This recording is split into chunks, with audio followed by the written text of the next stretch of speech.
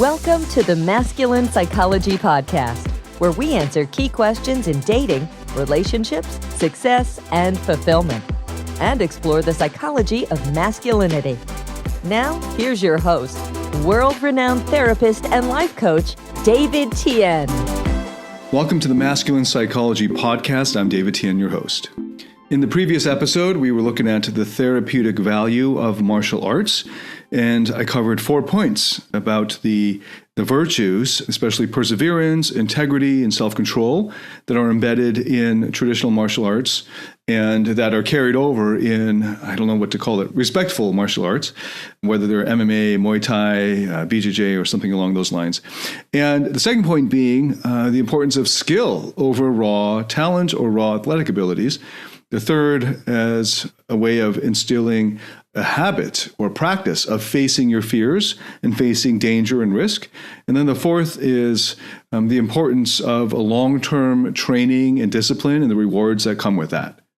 And overall, training in martial arts as a natural way of developing confidence, courage, self-control, instilling self-reliance, and this being a natural way of showing your more vulnerable parts of you that might have been still in fear of being bullied or carrying over that terror of being bullied or abused as a child or a teenager, and showing them that you've got it, that you can handle yourself, that you can, over the long term, learn the skills of being effective in defending yourself from bullies or aggressive people who may are out to do you harm, so that these more vulnerable parts can lean into, relax into their trust in you, that you'll be able to take care of them and protect them. And this is especially important if you've suffered from any bullying or any abuse, and it's especially important if you suffered from abuse as a child. And it's important that you get help therapeutically, but then it's also important that you follow through behavioral treatment or behavioral conditioning or behavioral therapy. And martial arts done properly can be a really effective and enjoyable way of doing that has a whole host of other benefits beyond just the therapeutic ones. But obviously the ones that are more obvious, the self-defense, is in addition to health and fitness benefits.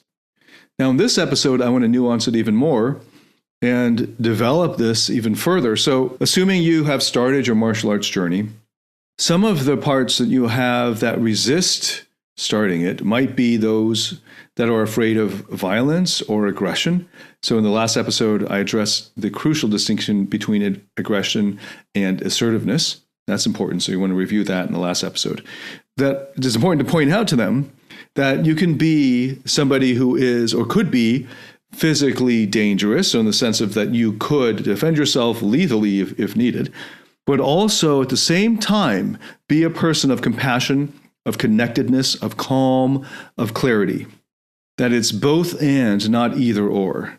Now, I'm going to say some things that in a way that speaks directly to the martial arts example here in this episode, but in a broader sense, I've devoted several hours to unpacking this from a psychotherapeutic perspective, and also providing guided meditative exercises to help ingrain that on the one side, compassion, connectedness, calm, and clarity, and on the other side, both sides of the polarity, on the other side, this kind of killer instinct, this kind of powerful assertiveness and the ability to defend skillfully and effectively with power and with precision, integrating both sides of that.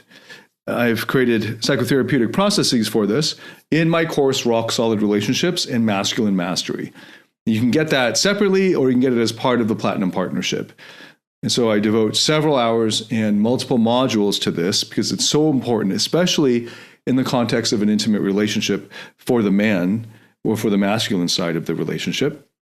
And it's even more important as you bring up your child. Over time, this becomes even more and more important in the relationship and as you create a family. Okay, so whatever fears that you have in your masculinity, fear of bullying, the fear of confrontation and all that gets passed down to your children unconsciously or maybe consciously.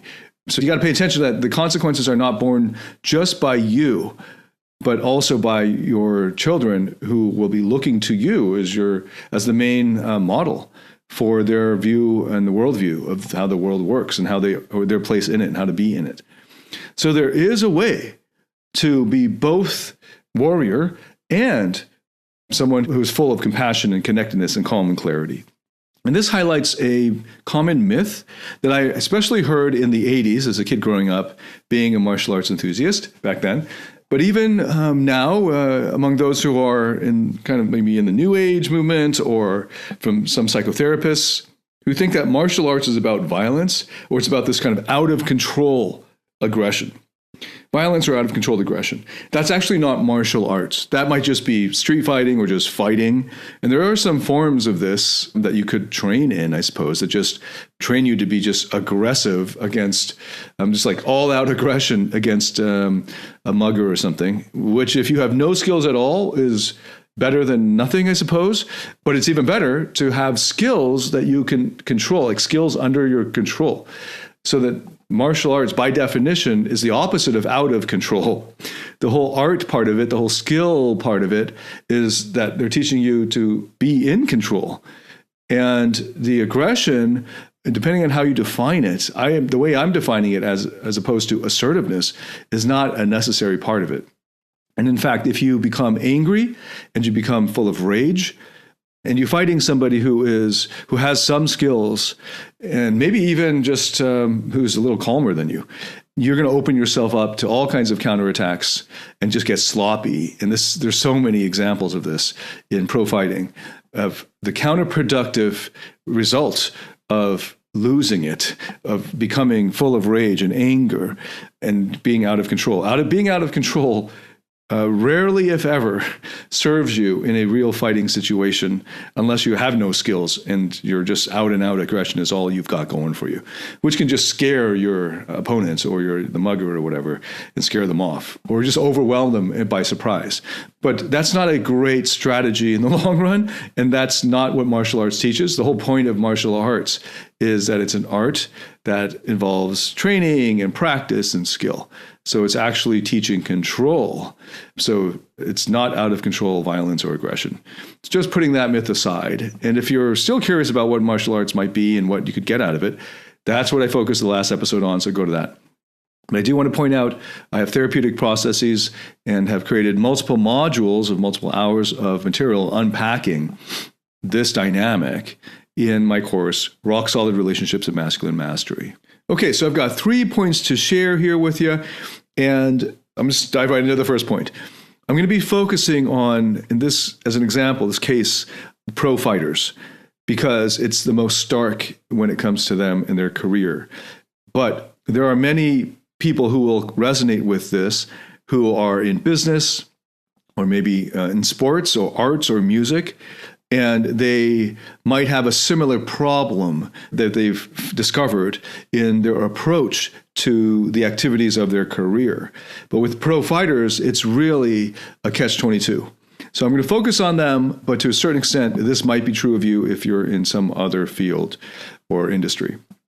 Okay, so what's the problem that I'm pointing out here? So when it comes to professional fighters, those who devote themselves to professional fighting, prize fighting, as a career, not just those who teach it, but those who actually are fighting for a living. Okay, so in those cases, like you're an active professional fighter. What I've discovered, and just from my own personal experience, not as a pro fighter, but just like training in pro gyms, getting to know pro fighters, is that often it can be beneficial to turn off your empathy with your opponent. So I've discovered this in my own life. I'll just give you an anecdote.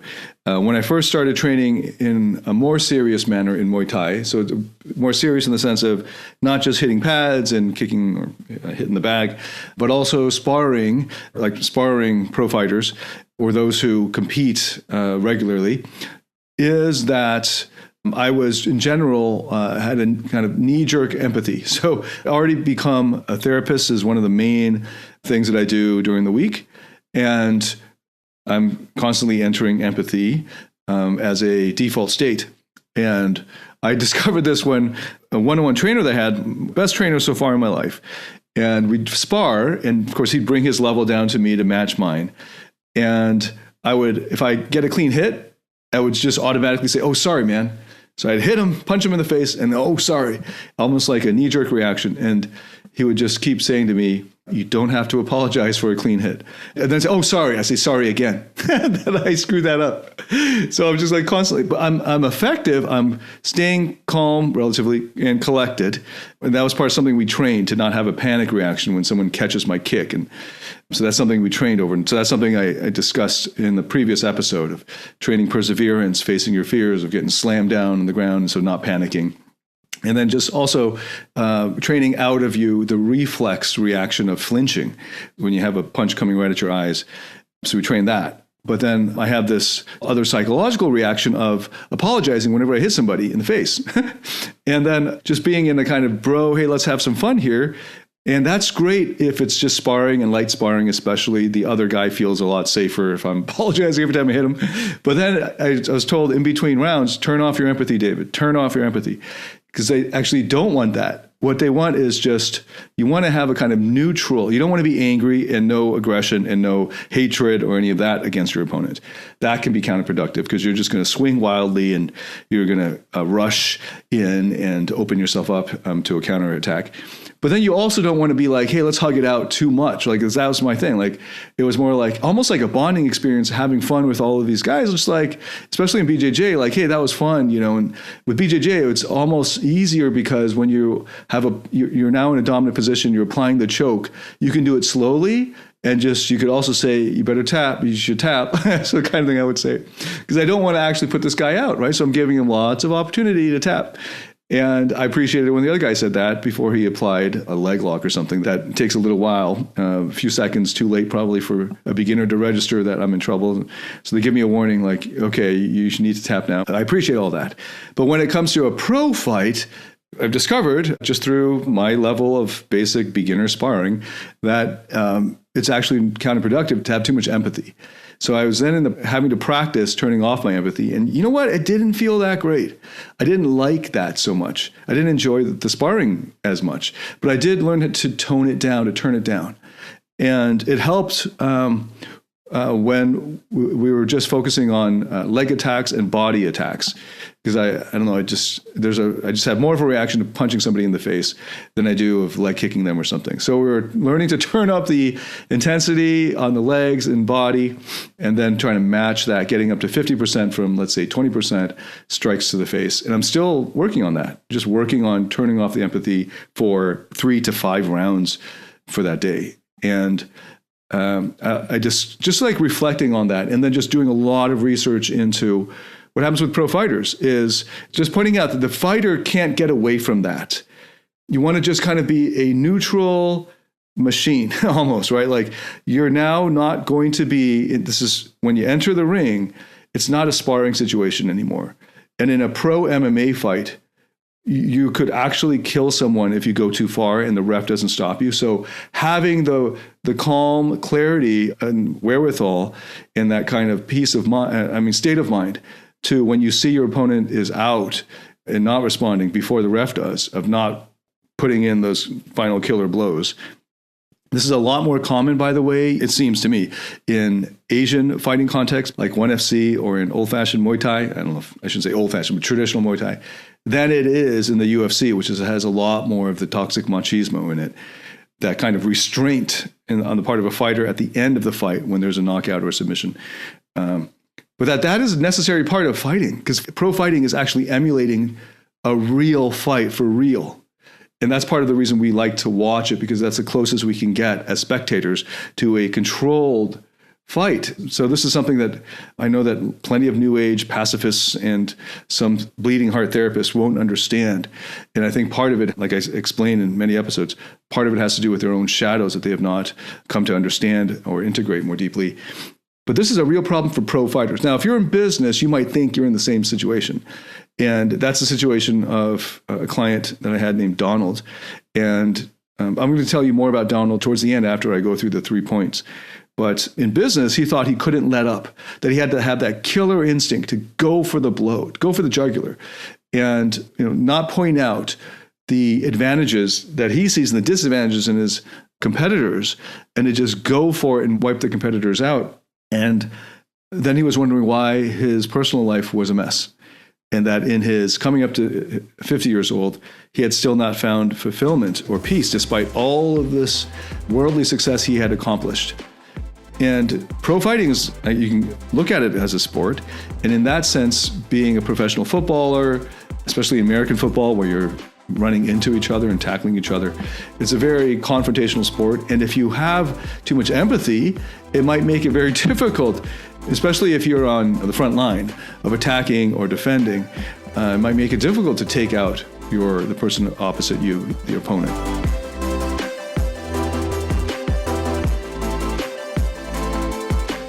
Do you struggle in your interactions with women or in your intimate relationship? Are fear, shame, or neediness sabotaging your relationships or attractiveness? In my Platinum Partnership Program, you'll discover how to transform your psychological issues, improve your success with women, and uncover your true self. Get access to all my current and future online courses by applying for the Platinum Partnership today at davidtianphd.com/platinum.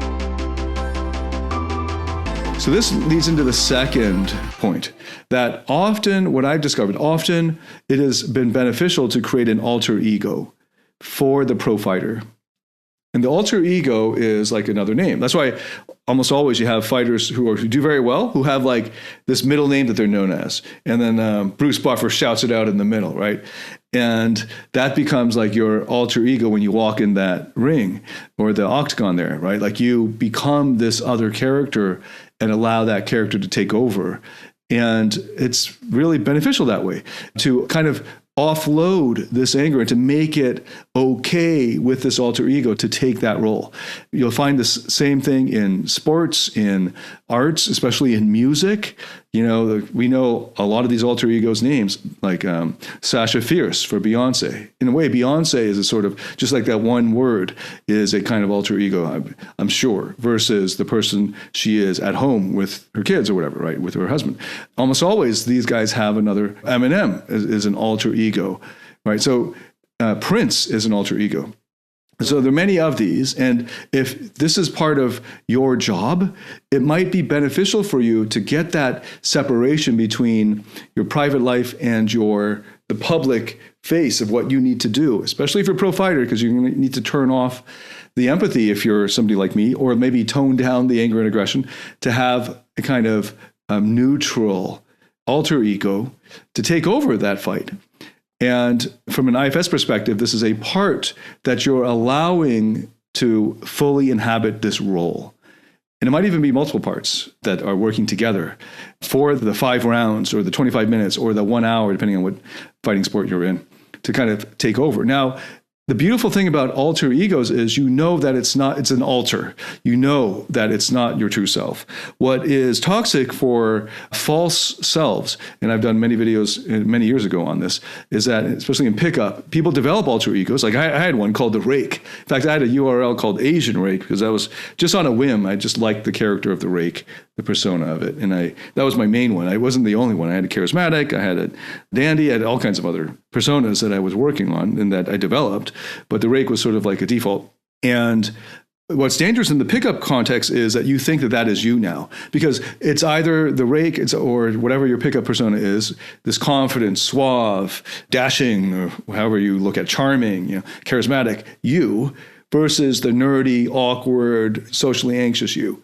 And you want the nerdy, awkward loser you, so to speak, to disappear and go away, and then be just and only the pickup you. And that's when it gets dangerous. That's the false self. But if you know that that's an alter ego, then there's really nothing wrong with it if the alter ego is happy in that role. So if you have a part of you that just loves to fight and doesn't have a whole lot of empathy for the opponent, but also doesn't have anger and hatred for the opponent, it's just another challenge and just loves the skill of it and the feeling of it. And there are all kinds of other things that people love in it. The intrinsic pleasure of the movement, of the challenge of the fight. Then it can be helpful to just give them a name. Giving them a name helps you to externalize it to enough of a degree that when you step down from the fight and you come down from the ring, you can then tell that alter ego to rest. Okay, now you can take a break. And then this other, maybe it's another persona that handles the media, but then whatever it is, eventually you get home and you can let go of all of these other masks that you were wearing for those particular contexts, specific situations, and be the compassionate, connected, calm you that you are around your kids and your wife. And then also kind of leadership of your true self can also know that you are the leader of the alter ego that will handle the fight. So I've actually, I can't remember which fighter it was. I think it's relatively recent, sometime in 2021, when I heard in an interview, I think it was Justin Gaethje, who was talking about how he can't do short notice fights very well because it takes 6 to 8 weeks to enter into the persona that's required, the sort of killer alter ego. And it's sort of like method acting, right? So actually a lot like method acting, where you're entering a role and you're inhabiting this role. And that becomes a role that maybe isn't great to be around at home for dinner, but is what's necessary for that fight. And just even putting it that way, it's not great for your personal life. It's great for in the ring, but it's not going to be great for a date with your wife or especially a play date with your kids. And this is what brings me to the third point. The third point being, if you don't manage this well, you're going to experience a lot of burnout in the long term. Now, in a lot of toxic imbalance. Now, what I've discovered is there are fighters who have transitioned successfully because their alter ego kind of retires or takes on a new role of a coach, very often for the ones that are successful, and enjoys coaching and doesn't need to seek the glory or the high of the pro fight again. But I've also seen more commonly people who become coaches or trainers because they just age out of being a pro fighter. And this is the easiest career to move into, just moving into the coach trainer role. But they don't really embrace it as their identity anymore. And this alter ego is not well managed, is not fulfilled, its needs are not met, and it wants the glory again because it's driven by significance. And it seeks significance from winning. And so that's something that is a burden that if you don't address through therapy, you will experience some long-term burnout. You experience psychic breakup or psychic separation where there's going to be a lot of internal conflict. And then, of course, that will reflect in your day-to-day life as a kind of toxic imbalance in your life. And you might end up distracting or numbing through alcohol or sex or drugs or just acting out and maybe getting back in the ring in your late 40s. Or sometimes I've seen in guys in their 50s fighting opponents who are in their 20s and getting knocked out horribly and just not being able to walk gracefully into retirement.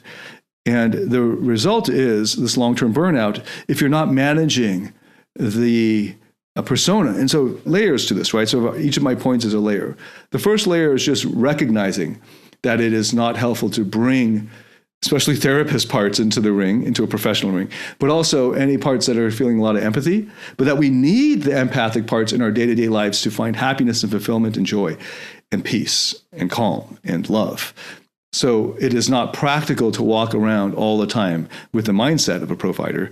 Okay, but it's necessary if you are in fact a pro fighter for that period of time. And then for that period of time, the second point being, it's kind of recapping the points. The second point being, it is helpful to see it as a development of an alter ego or a persona, but also seeing it and recognizing that it is not your true self. And that's okay. And sometimes it can get toxic. Often, if this is your first time just creating an alter ego out of scratch, you probably already have one or inhabiting one, and now you're just giving it a name. Very likely this alter ego needs to have some therapeutic work around it if you've never done that before. So I highly recommend my course, Rock Solid Relationships and Masculine Mastery, and or alongside that, getting a private therapist, depending on how severe this is, and then helping that alter ego or the persona, the part of you that enjoys the fight and the intrinsic pleasure of it, to be able to relax when it's not needed and to not need or to meet its need for significance and worthiness in ways that are healthier in the long term. And then that leads to the third, which is preparing for retirement. And as a pro fighter, you're going to need lots of mini retirements between fights. You're going to need to get good at turning it off. Just like a method actor, when the movie has ended or when you yell cut, you got to go back home to be able to turn it off, to not get lost in the character forever, to be able to turn it off like a faucet and re-enter civilian life, so to speak, and then retirement, and have a happy retirement, and having these alter ego parts happy, moving into these new roles, or even for a while, just retiring for a number of years or months and just resting, and then moving into new roles that fulfill them. And that's something that you discover through a therapeutic process of really getting to know these parts as subpersonalities of yourself. This will protect you from that toxic imbalance and a life of sort of neurotic psychic split of inner conflict. Okay, so I mentioned my client Donald, and he was experiencing this in the context of his business. And in fact, when he came to me, he had alter egos in his various businesses. He owned more than one business and was managing more than one at a time, incredibly busy.